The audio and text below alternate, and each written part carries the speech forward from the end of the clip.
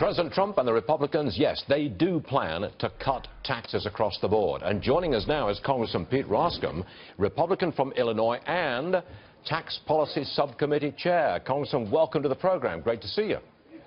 Thanks, Stuart. Great to be with you. Thank you. A lot of conservatives, a lot of people who want to see the economy get going, are very worried that we won't get the tax-cutting program through until late summer. What say you? Well, I say there's an urgency to this, and there's timing, and here's what we've got to be mindful of.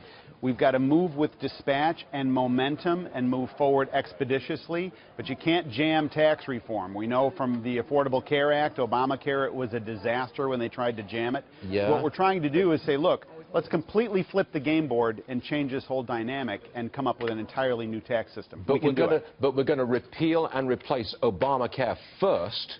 That does take time. That means you can't really do tax reform until you finish it until July or August. And that's got a lot of people worried because that won't jumpstart the economy early enough. Is it going to be July and August? Well, I think July and August, if we get this signed into law July and August, that's pretty quick. So you think it might be into the fall of this year? Because that's a shock to a lot of people. No, not necessarily. Look, here's what I think. I think that these things can happen simultaneously. So in other words, the work on Obamacare, repealing it and replacing it, is happening. At the same time, you're seeing an aggressive move on tax reform. Tax reform went from being a total outlier concept a year ago to now more likely true than not true. So we don't have to wait for Obamacare repeal to do the work, and part of the retreat this weekend is doing the work. The Ways and Means blueprint and so forth is well underway. The Senate colleagues are engaging substantively with their vision of this.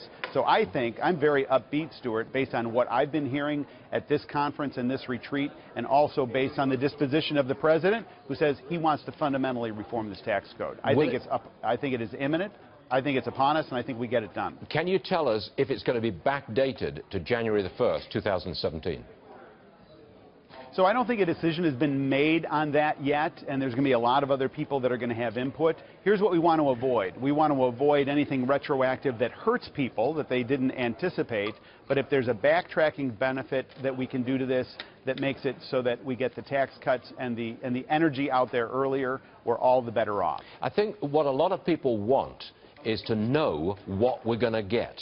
Not necessarily wait until September, October when the president signs the bill. But if we knew what we were going to get in March, April or May, for example, then companies and individuals can act on that and adjust their future spending and investment. I think that's what people want. They want to know, what are we going to get? And they want to know as early as possible. Is that accurate? Yeah, I understand that. That's a fair point. So here's what we've been proposing. Okay. To collapse these rates down at the individual level from 7 rates down to 3, highest rate 33, then 25, then 12. Subsume a whole lot of the small deductions into a larger standard deduction, keeping mortgage interest and charitable, reworking some of the issues as it relates to retirement and education savings and a child tax credit and an earned income tax credit, getting rid of the AMT, all of those on the individual side, and then on the corporate side, getting the rate down to 20%, having 100% expensing, and making some of these other changes to make us more competitive. That can be transformational. And what we, I think, are recognizing, my district and all kinds of folks across the country are realizing this current tax code is a disaster. It is an island that is dissolving underneath us. We cannot stay on it because it's failing. We've got to move, and we've got to move expeditiously. Real fast, Congressman, I know you're from Illinois. In Chicago last night, another 6 people were shot. They were attending a vigil for someone who'd already been shot. And Rahm Emanuel, the mayor of Chicago, basically wants some federal money. You think he should get it? Look, I think the mayor should stick with governing Chicago. There is a real, the heartbreaking nature of the crisis in Chicago is now worldwide news. And I think that, the mayor is getting into a tussle with the administration about sanctuary cities and so forth.